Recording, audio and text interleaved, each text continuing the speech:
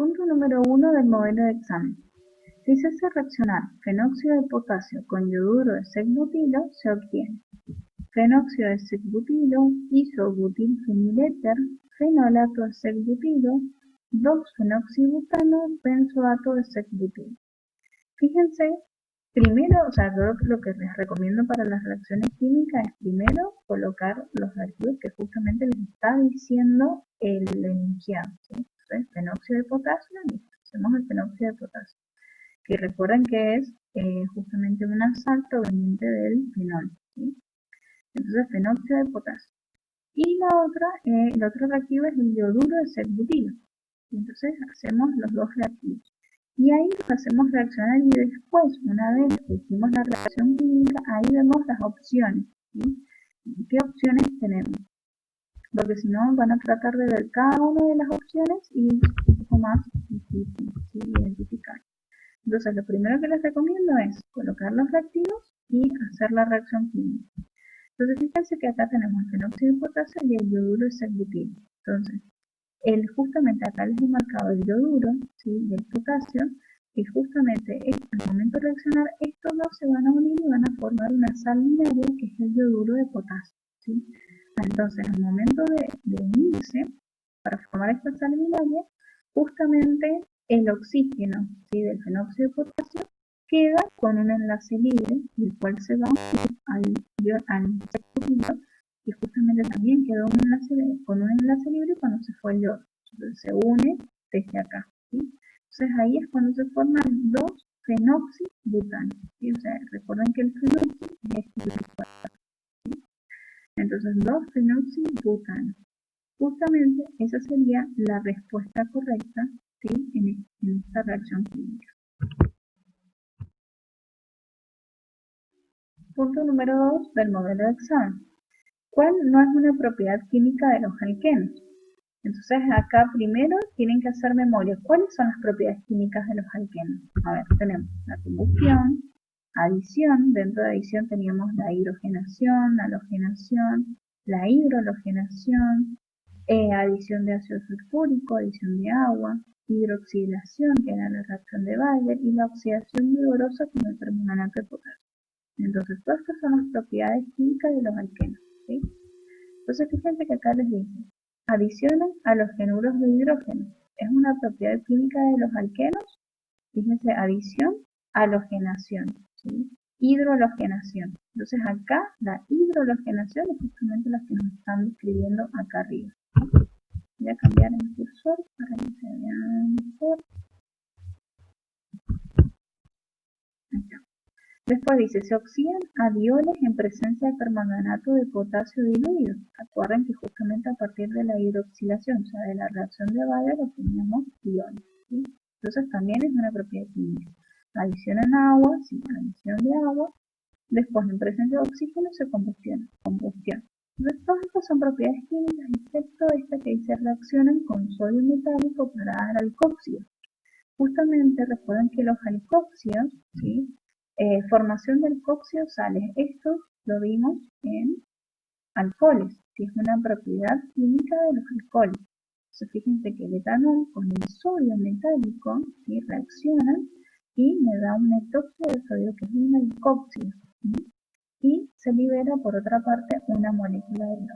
Entonces, justamente la que no es una propiedad química de los alquenos es justamente la obtención de alcóxido, ¿sí?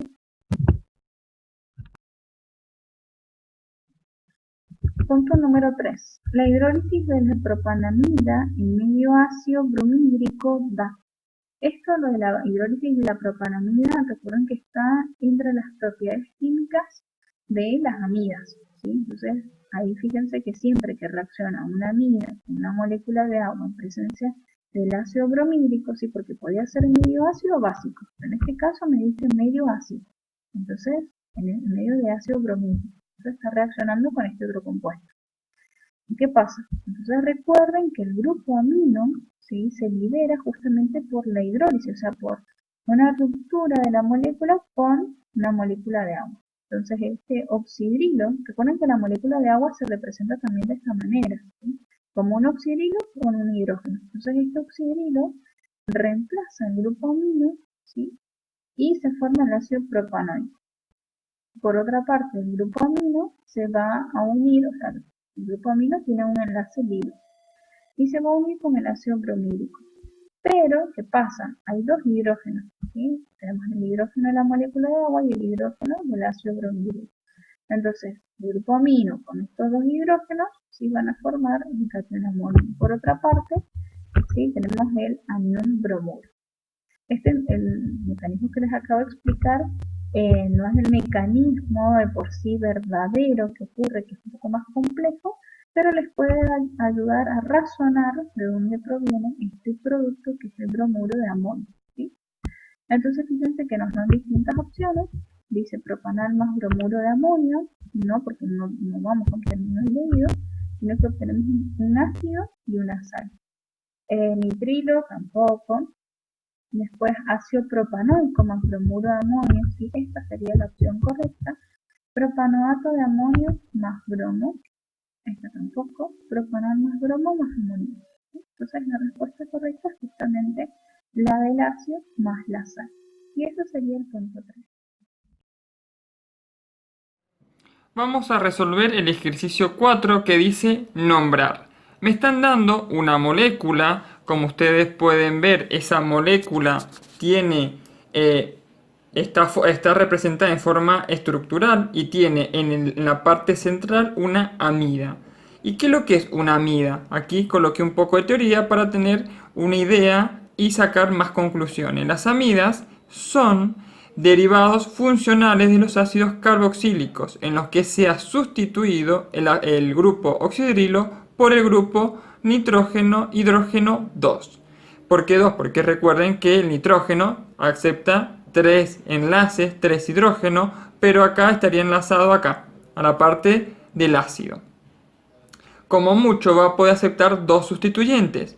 Y como nosotros podemos ver, ya tenemos un sustituyente hacia la derecha y el principal que hacia la izquierda y tiene un hidrógeno. Todo lo que está acá sería una amida. Y si me pongo a ver el sustituyente de la derecha, tengo una ramificación de 1, 2, 3, 4 carbonos y en el carbono 3 tengo un metil. Si yo lo represento, las amidas se representan la cantidad de sustituyentes con la letra N mayúscula, que sería N guión entre paréntesis. Coloco entre paréntesis porque es un nombre más largo y tengo que aclarar qué es lo que es todo esto. Y es 3, coloco el número 3 porque en el carbono 3 de este butil tengo un metil.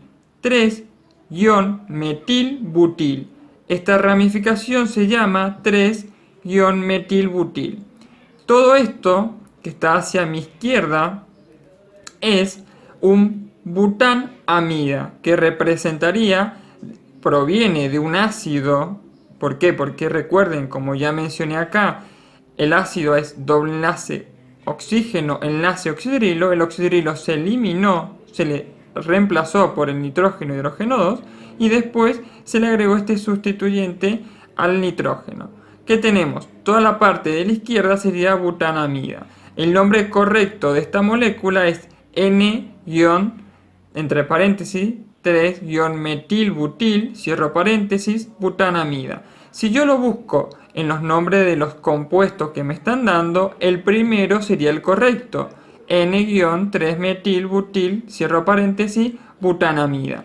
Las demás nomenclaturas nos corresponden a esta molécula que me están representando. Si ustedes quieren pueden dibujarla, representarla para ver que no es la misma molécula.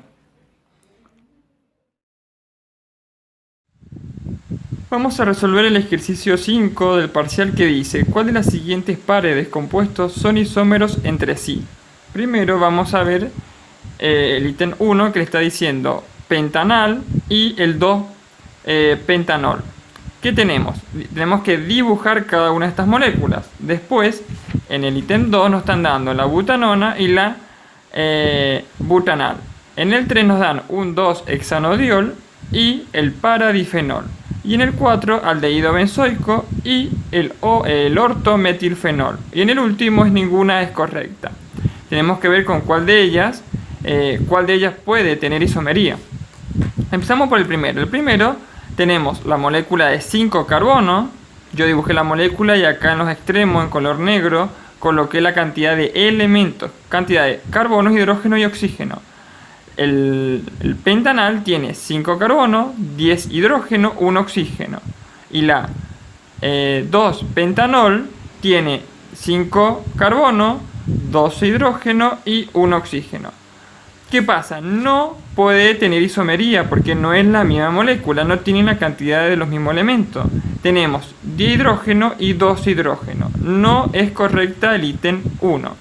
Si nos vamos al 2, tenemos la butanona, que tiene 4 carbonos, 8 hidrógeno y 1 oxígeno. Y la butanal tiene 4 carbonos, 8 hidrógeno y 1 oxígeno. El ítem 2 sí puede tener isomería entre ellas, entre las dos moléculas. Vamos al tercero. Un 2-hexanodiol tiene 6 carbonos, 3 hidrógeno y 2 oxígeno. Y después tenemos el para-difenol. Para es 1 y 4, oxidrilo y oxidrilo. Acá tenemos 6 carbonos, 6 hidrógeno y 2 oxígeno. No cubren la misma cantidad de moléculas de hidrógeno para el 1,2-hexanodiol y para el paradifenol. Tenemos 13 hidrógeno en uno y 6 en el otro. Tampoco es correcta esta, no puede tener isomería. Vamos a la última, a la penúltima. Tenemos aldehídos benzoicos, que ahí tenemos el benceno con la molécula de aldehído. Tenemos 7 carbonos, 6 hidrógeno y 1 oxígeno. Y después tenemos el ortometilfenol. El orto sería 1 y 2. En el 1 tengo oxidrilo y en el 2 tengo el metil. Y tengo una molécula de fenol que sería todo esto. Que ahí tengo el benceno. Tengo 7 carbonos, 8 hidrógeno, 1 oxígeno. Y la otra molécula tiene 7 carbonos, 6 hidrógeno y 1 oxígeno. Tampoco cubre que tengan los mismos elementos. Tenemos 6 hidrógeno y 8 hidrógeno. Tampoco es correcta. Y después nos dicen en el final que ninguna es correcta. Es incorrecto porque la que es correcta es la butanona y la butanal, que corresponden a la misma molécula porque tienen la misma cantidad de carbono, hidrógeno y oxígeno. En el ejercicio 6 nos dice, en la siguiente secuencia de reacciones, y nos da una serie de reacciones y al final nos pide afirmar distintas cosas en base a las opciones que nos da. Primero nos dice 1-propanol más ácido sulfúrico más calor me da A. Luego A reacciona con yoduro de hidrógeno y me da B. Luego B reacciona con hidróxido de potasio en medio alcohólico y me da C. Luego me dice que C reacciona con agua en medio ácido y me da un producto D. Tenemos entonces 4 reacciones. Partimos del 1-propanol, obtenemos A, luego A reacciona, me da B, B reacciona, me da C, luego C reacciona, me da D. Tenemos 4 incógnitas. 1, 2, 3 y 4. Tenemos que ver qué es lo que ocurre en cada una de las reacciones. Este tipo de ejercicios se usan para evaluar si recordamos las distintas reacciones de química orgánica, porque muchas son muy parecidas, pero tienen algunas diferencias mínimas. Entonces, vamos a ir viéndolas. Si partimos del 1-propanol con ácido sulfúrico más calor, sabemos que siempre que haya un ácido fuerte y calor, como en este caso, ácido sulfúrico, ácido fuerte y calor, vamos a estar ante una deshidratación. Y tenemos un alcohol primario. La deshidratación de alcoholes podrían darme dos productos posibles: un éter o un alqueno. Fíjense la fórmula de cada uno, porque cuando nosotros hacíamos la deshidratación de un alcohol, en este caso tiene 3 carbonos, podemos obtener un éter de 6 carbonos, dipropil éter, o un alqueno con la misma cantidad de carbonos que el alcohol. Las dos son deshidrataciones, pero tenían algunas diferencias de temperatura, hay que repasarlas porque son importantes. Entonces tenemos dos posibilidades. ¿Cuál de los dos es A? ¿Cómo nos damos cuenta? Con la segunda reacción, porque me dice que A puede reaccionar con yoduro de hidrógeno y los éteres no reaccionan con halogenuros. Por lo tanto, si yo sé que los éteres no reaccionan con halogenuros, ya sé que un éter no es un alqueno, con el mismo número de carbonos que el alcohol que usé al principio. Si seguimos después, al hacer la reacción entre el propeno y el halogenuro que tenemos acá, yoduro de hidrógeno, la reacción entre propeno y yoduro de hidrógeno es una reacción de adición y me da 2-iodo-propano. ¿Por qué no 1-iodo-propano? Porque hay que acordarse de la regla de Markovnikov. El hidrógeno se va al carbono más hidrogenado y el halógeno al carbono menos hidrogenado. O el que más hidrógenos tiene, más hidrógenos quiere. Entonces sabemos que B es el 2-iodo-propano. Ahora nos vamos a la última reacción, a la penúltima, perdón, donde hacemos que el 2-iodo-propano reacciona con hidróxido de potasio en medio alcohólico. Y acá había dos reacciones que eran exactamente iguales. Un halogenuro alquilo, en este caso 2-iodo-propano, más hidróxido de potasio en medio alcohólico. Si el medio era alcohólico, el resultado es un alqueno. Si el medio alcohólico no está, el resultado entonces es un alcohol. Es decir, cuando el medio no es alcohólico, el resultado es un alcohol. Muy importante tenerlo en cuenta porque es la misma reacción, pero solamente cambia el medio. Cuando el medio es alcohólico, obtengo un alqueno. Cuando el medio no es alcohólico, obtengo un alcohol.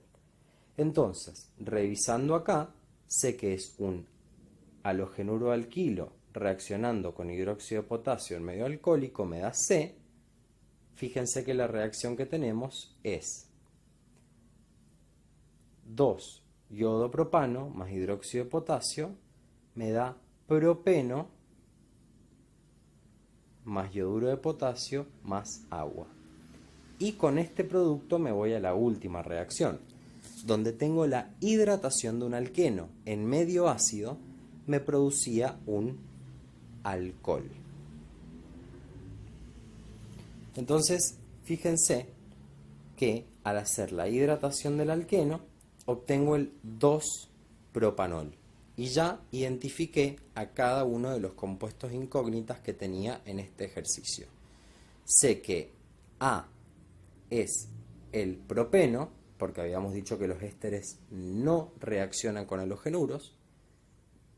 B es el 2-iodo-propano. C es el propeno. Y D es el 2-propanol. Si nos fijamos en las opciones, la única opción correcta es la que me dice que B es el 2-iodo-propano. Bien, vamos con el ejercicio número 7. Nos pregunta respecto a los aldehídos que marquemos la opción incorrecta. ¿Sí? Recuerden que los aldehídos son compuestos que tienen una cadena de carbonos, ¿sí? Unido a un carbono, carbonilo, es decir, que tiene un oxígeno y un hidrógeno. ¿Sí? Esto se cumple para todos los aldehídos, es decir, que en un carbono terminal tenemos el carbonilo y un hidrógeno, con excepción, podríamos decir, del metanal, porque en vez de una cadena de carbonos, ¿sí? Directamente tenemos un solo carbono, carbonilo, con dos hidrógenos. ¿Sí? Este es el metanal o el formaldehído. ¿Sí? Bien, respecto a los aldehídos, marque la opción correcta. La primera, que ya está marcadita acá para que sepamos que esta es la incorrecta y la vamos a tachar bien fuerte, dice que todos son líquidos a temperatura ambiente. Bien, esto vimos que es totalmente incorrecto.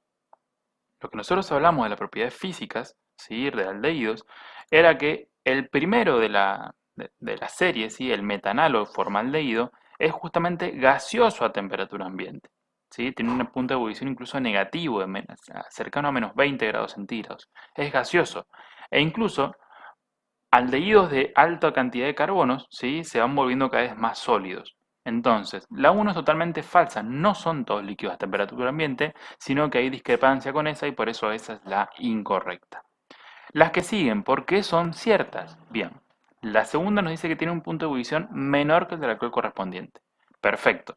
Nosotros habíamos visto que los aldehídos, ¿sí? Así como incluso las cetonas, todos los compuestos carbonílicos, que poseen esto, el carbonilo, acá se genera un cierto dipolo, ¿sí? Entre el carbono y el oxígeno se genera cierto dipolo, un polo más bien positivo en el carbono y un polo más bien negativo en lo que sería el oxígeno. Gracias a esto hay un momento dipolar y el punto de ebullición suele ser más alto que el del alcano correspondiente. Pero los alcoholes tienen un oxidrilo que les permite formar puente de hidrógeno en la sustancia pura, ¿sí? Entonces, ¿estos que tienen carbonio tienen un punto de ebullición mayor a los alcanos? Sí, porque tienen un cierto dipolo, pero los alcoholes, ¿sí? Cuando están como sustancia pura entre sus propias moléculas puede formar puentes de hidrógeno, tienen un punto de ebullición aún mayor, ¿sí? Y por eso es que esta es correcta, ¿sí? Tiene un punto de ebullición menor que el alcohol correspondiente. ¿Son todos menos densos que el agua? Sí, esto hemos visto que es una propiedad bastante común en la gran mayoría de hidrocarburos. La solubilidad en agua disminuye a medida que vamos aumentando el número de átomos de carbono también, ¿sí? Hemos visto que los aldehídos tienen cierta, sobre todo los primeros, ¿sí? De hecho solo los primeros, tienen cierta solubilidad en agua justamente por esto que está acá. ¿Por qué? Porque este dipolo que se forma acá hace que pueda formar algunos puentecitos de hidrógenos con el agua, no entre sí, pero sí con el agua, ¿sí? Y con algunos alcoholes. Es por eso que los aldehídos, los primeros de la cadena, son solubles parcialmente o poco solubles en agua, sobre todo el formaldehído, ¿sí? Que hemos visto que genera una solución particular.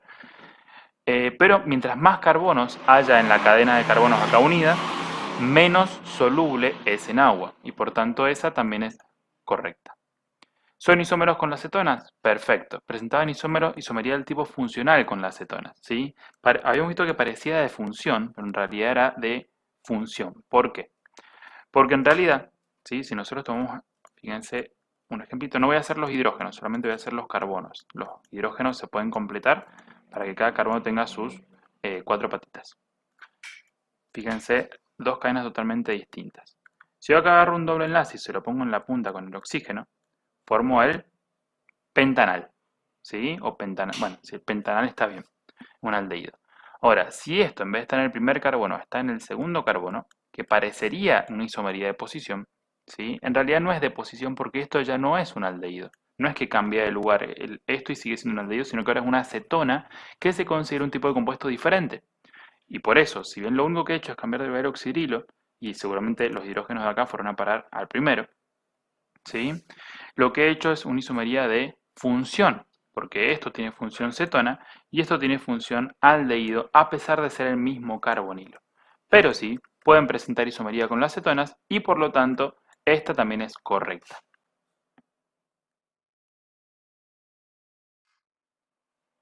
Veamos cómo sería el punto 8. Dice, dado los siguientes hidrocarburos, normal pentano o N-pentano, que sería el pentano común y corriente como lo conocemos, ¿sí? Lineal, el isopentano, que también podemos llamarlo 2-metilbutano, y el neopentano, que podemos llamarlo dimetilpropano.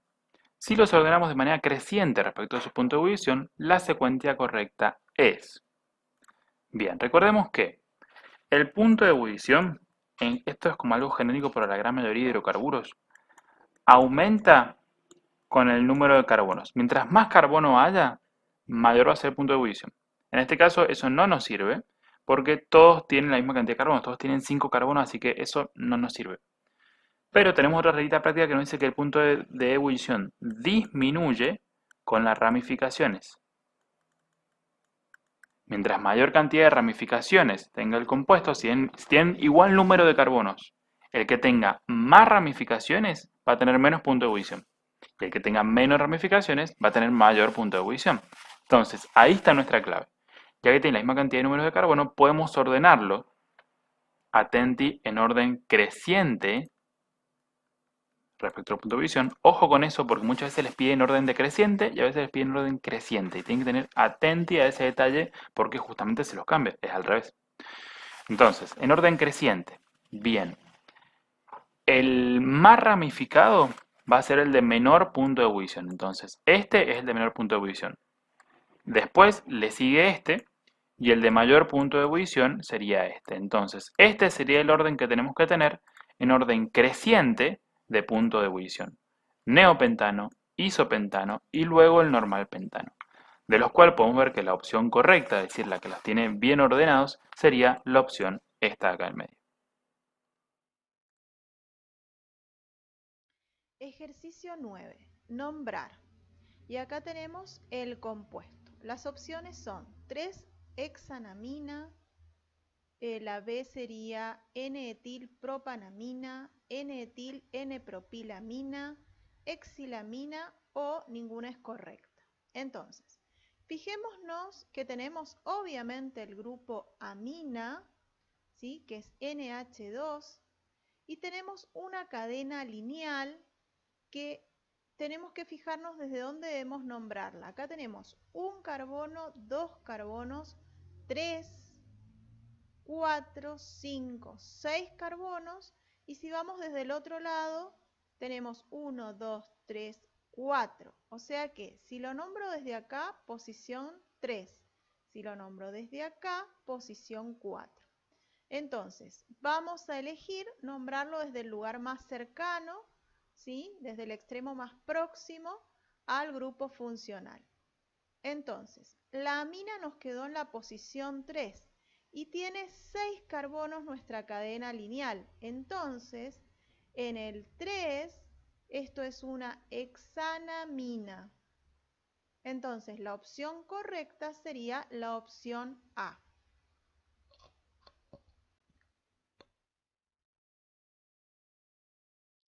Ejercicio 10. Marque lo correcto respecto de los ácidos orgánicos.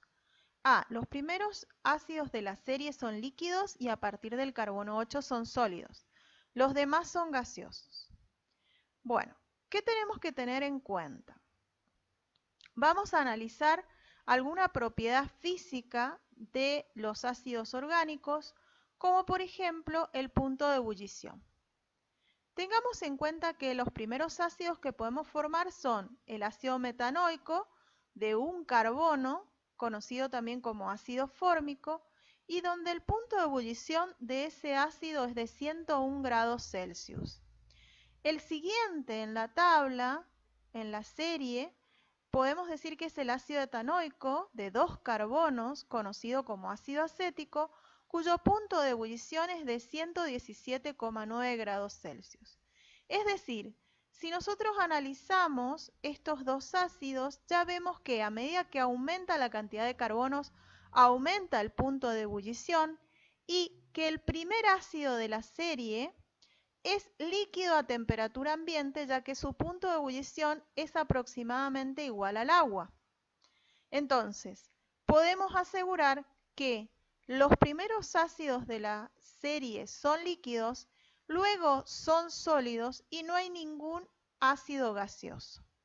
Es decir, que esta opción es incorrecta. Vamos a descartarla. Vamos a la opción B. El agregado de halógenos a la molécula le quita acidez al ácido. Vamos a buscar una tabla de acidez y vamos a empezar a analizar. Fíjense, acá tenemos el ácido fórmico, cuya constante de acidez es de 17,7 por 10 a la menos 15. El ácido acético, que vale 1,75 por 10 a la menos 15. El ácido cloroacético, en donde hemos sacado un hidrógeno y lo hemos reemplazado por un cloro, y fíjense que aumentó de 1,75 a 136. Luego tenemos acá el ácido dicloroacético, en donde tenemos dos cloros, se han reemplazado dos hidrógenos por cloro, y aumentó muchísimo más la acidez. Y acá tenemos el tricloroacético, en donde realmente aumentó muchísimo más la acidez. Entonces, podemos asegurar que el agregado de halógenos a la molécula, principalmente en los carbonos cercanos a la parte carboxílica de la molécula, son los que aumentan la acidez del ácido. Es decir, que esta es falsa, no le quita acidez, le aumenta la acidez al ácido. Vamos a la opción C. Dice, pueden formar enlaces puente de hidrógeno entre sus moléculas. Vamos a ver si puedo borrar. Ahí. Entonces, ¿qué tenemos que tener en cuenta? Que vamos a analizar acá dos moléculas de ácido. En este caso es ácido acético, donde tenemos dos carbonos. Acá tenemos el doble enlace carbono-oxígeno y acá tenemos el grupo oxidrilo, en donde sabemos que el oxígeno es muy electronegativo, entonces en esta zona de la molécula hay una cierta polaridad positiva, mientras que en esta zona y en esta hay una cierta polaridad negativa. Es decir, que el hidrógeno del grupo oxidrilo va a formar puente de hidrógeno con el oxígeno del grupo carboxilo de la molécula próxima, de otra molécula de ácido.